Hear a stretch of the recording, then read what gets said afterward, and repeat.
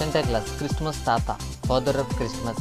ఈ సెంటా క్లాస్ చిన్నప్పటి నుంచి మనం గమనిస్తున్నాం. ప్రతి ఒక్క వేడుకలో, ప్రతి ఒక్క క్రిస్మస్లో మనం ఈ సెంటా క్లాస్ని గుర్తు చేసుకుంటూనే ఉన్నాం. చిన్నపిల్లలకి ఈ యొక్క వేషం అంటే ఎంతో ఇష్టం. ప్రపంచమంతా ఈ సెంటా క్లాస్ గురించి తెలుసు. ఎందుకంటే ప్రపంచవ్యాప్తంగా కూడా ఈ యొక్క సెంటా క్లాస్ని, క్రిస్మస్ తాతను గుర్తు చేసుకుంటూనే ఉన్నారు. ఒక్కొక్క ప్రాంతం వాళ్ళు ఒక్కొక్క విధంగా ఈ యొక్క సెంటా క్లాస్ని పిలుచుకుంటున్నారు.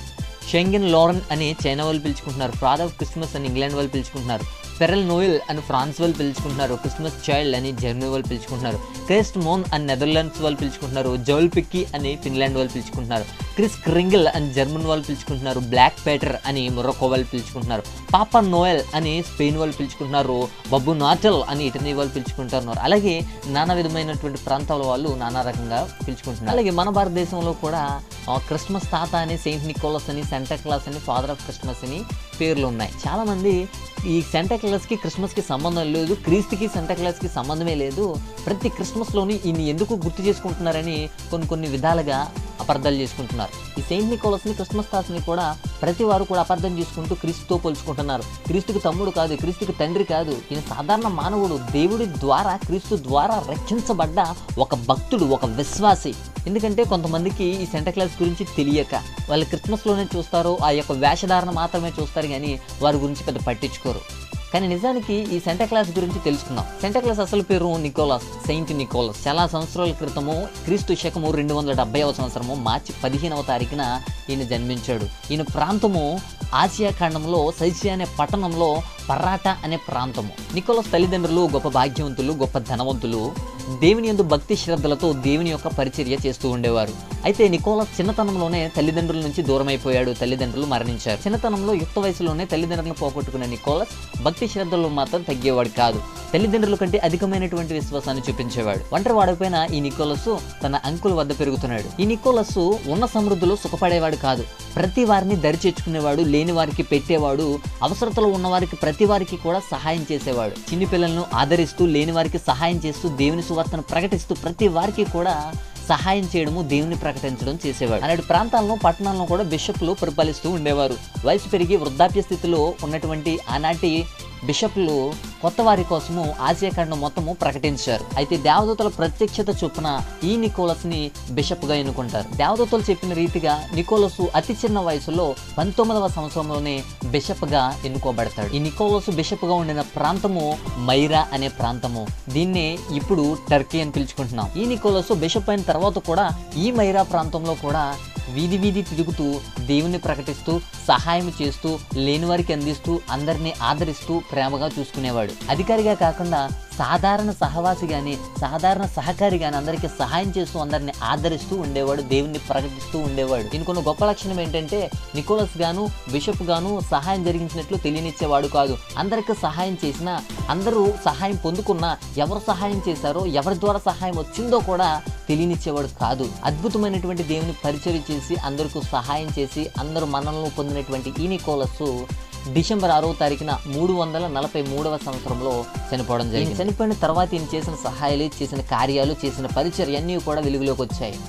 అయితే జనులెవరూ ఊహించినటువంటి పరిచర్యను ఈ నికోలస్ జరిగించాడు. శ్రమ పడుతున్న, బాధపడుతున్న, శోధించబడుతున్న మానవుడి యొక్క ముఖములో, మానవ యొక్క హృదయంలో ఆనందంతో, సంతోషంతో వెలగాలని నికోలస్ ప్రయత్నించేవాడు. ఈ నికోలస్ 343వ సంవత్సరంలో చనిపోయినా ప్రతి క్రిస్మస్కి మనం గుర్తు చేసుకుంటూనే ఉన్నాం. మన మధ్య బ్రతుకుతూనే ఉన్నాడు, మనం బ్రతికిస్తూ ఉన్నాం. నికోలస్ చేసిన కార్యాలు, సహాయాలు తెలియనిచ్చేవాడు కాదు, తెలిసేవి కాదు. ఒక మనుషునికి 3 కుమార్తెలు ఉండిరి. కుమార్తెల చిన్నతనంలో తల్లి మరణించింది.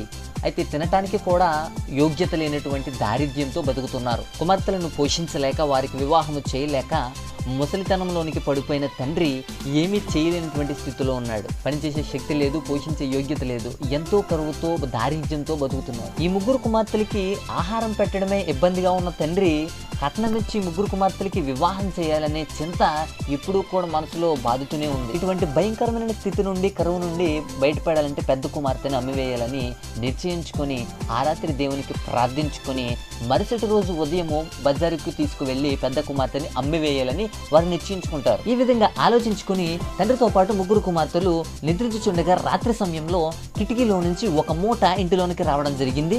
అయితే ఆ మూటను రాత్రి గమనించలేదు, కానీ తెల్లవారుజామున తండ్రితో పాటు ముగ్గురు కుమార్తెల మూటని గమనించగా దాంట్లో ధనము, నగలు, విలువైనటువంటి వస్తువులు అన్ని కూడా దానిలో సమకూర్చబడ్డాయి. వెంటనే తండ్రి ఆ మూట తీసుకుని చుట్టూ చూశాడు, అంతా వెతికాడు.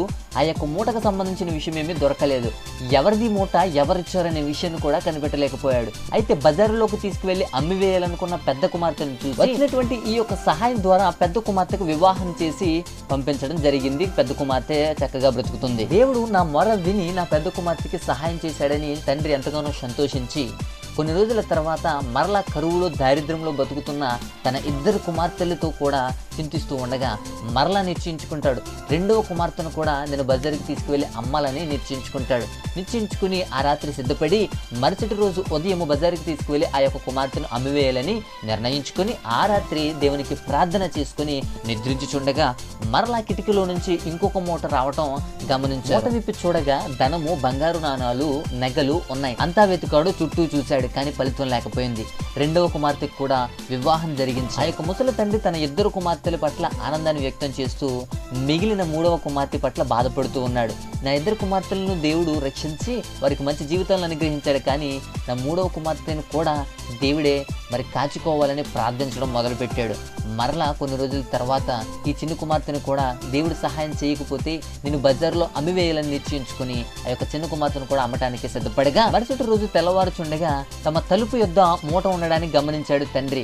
బయటకు వచ్చి చూడగా ఆ మూటను వదిలి వెళుతున్నటువంటి నికోలస్ను గమనించాడు. నికోలస్ను పిలిచి అడిగాడు. అయితే ఆ తండ్రి, నాకు ఈ ధనం వద్దు, నువ్వెందుకు నాకు సహాయం చేస్తున్నావు నికోలస్ను ప్రశ్నించగా నికోలస్ ఇచ్చిన సమాధానము, దేవుడు నీ ప్రార్థన విన్నాడు, చింతలో ఉన్నటువంటి నిన్ను, శ్రమలో ఉన్నటువంటి నిన్ను కాపాడడానికి నన్ను సహాయం చేయమని చెప్పాడు దేవుడు, గనుక నీకు సహాయం చేశాను. చేసిన సహాయము నేను చేసినది కాదు, నన్ను పంపించిన దేవుడు చేసినది. అయితే ఈ నికోలకు సంబంధించి ఇంకొక విషయం కూడా వెలుగులోనికి వచ్చింది. కొంతమంది దుండగులు కొంతమంది యువకులని శిక్షించి, బంధించి, కొట్టి, చంపి పారిపోగా ఇది చూసినటువంటి నికోలస్ మీదే జనులకు అనుమానం వచ్చింది. కానీ నికోలస్ బాధపడి ఆ చనిపోయినటువంటి యువకులను ప్రార్థించి లేపగలిగాడు. ఈ విధంగా నికోలస్ను గూర్చి వెలుగులోకి వచ్చినవి గొప్పగానే ఉన్నవి, వెలుగులోనికి రానివి చాలానే ఉన్నాయి.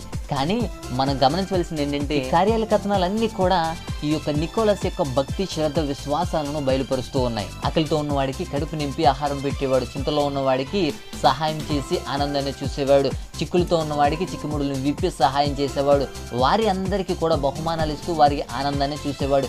ఈ విధంగా ప్రతి మనుషుల్లోనూ కూడా ఆనందాన్ని చూస్తూనే బ్రతికాడు నికోలస్. నీతిమంతులను జ్ఞాపకం చేసుకున్నట ఆశీర్వాదకరము గనుక ఇటువంటి భక్తులను, నీతిమంతులను మనము జ్ఞాపకము తెచ్చుకుంటున్నాం. అందరూ సహాయకులుగా మారాలి, చింతలను దూరం చేసుకోవాలి, అందరి హృదయాలు ఆనందంతో దేవుని స్తుతించాలి అనే ఉద్దేశాన్ని తెలియపరచడం కోసమే ఈ నికోలస్ వేషాన్ని, క్రిస్మస్ తాత వేషాన్ని వేడుకల్లో వేస్తూ ఉంటారు. బాధలు, వేదనలు, శ్రమలు, శోధనలు, చిక్కులు, చింతలు వీటన్నిటిని పక్కన పెట్టు, దేవుడు ఏదో విధంగా నీకు సహాయం చేస్తాడు. కానీ దేవునితో గడిపే క్షణము సంతోషంగా ఉండాలి గనుక అట్టి పరిపూర్ణమైన సంతోషము నీకు నాకు అనుగ్రహించునుగాక.